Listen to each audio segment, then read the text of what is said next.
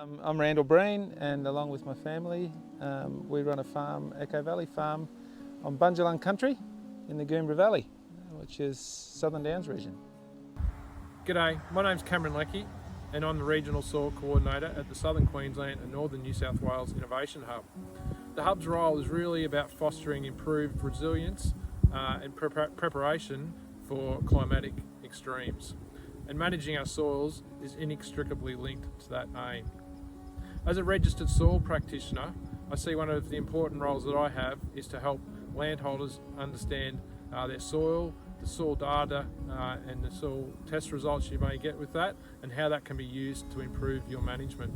So we're what we call a stacked integrated farming system. So we're using multiple species and farming methods in order. Our core focus is about building soil health and fertility and healing a pretty worn out landscape.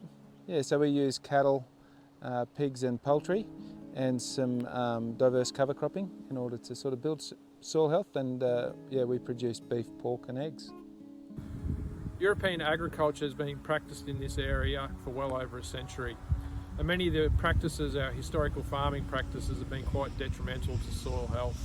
This includes, or evidence of this includes, erosion, severe erosion events and declines in soil organic matter.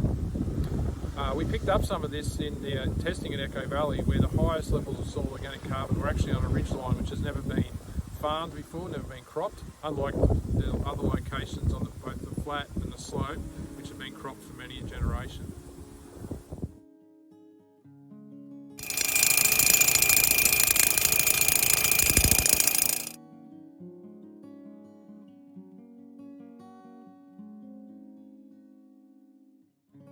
We understand that a healthy soil means a rich and robust landscape, and therefore we're going to produce products that are nutrient dense and healthy. So things like building soil organic matter levels, trying to build them, we're going to hold more moisture in our landscape, which means we go into drought later, come out earlier. So that it's a core principle to why we farm the way we farm, is to try to build healthy soils. There are three main things we can do for managing for soil health. We can make sure we use the land in accordance with its capability. We can identify and manage soil constraints, and we can address nutrient management. One of the sites we tested at Echo Valley Farm had been under a mobile chicken tractor that had been moved some months previously. And what we found at this site was significantly higher levels of sulphur and nitrogen in the form of nitrate, as well as higher levels of phosphorus. This indicates that this farming practice of moving the chicken tractors around the landscape is actually adding to the fertility. I think it's going to be really beneficial, because it'll give us a snapshot of where our landscape is sitting right now, particularly where we took the tests.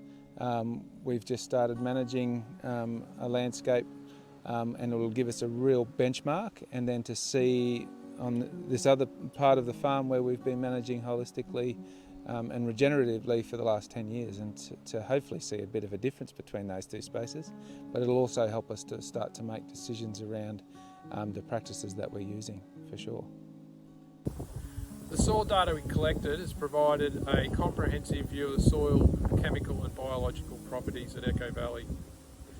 This data will be useful for Randall and Janita in informing their management practices. For example, at the Creek Flat site, we identified magnesic soil conditions which can be linked to the underperforming pasture they've identified at that site.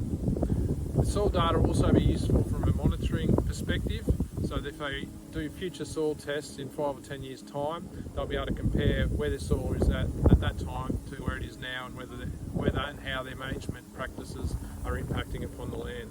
Opportunity-wise, where organisations can help us to build resilient into our landscape, I think is critical. Getting more opportunities to explore our knowledge of the soil and how we can build more resilience over time.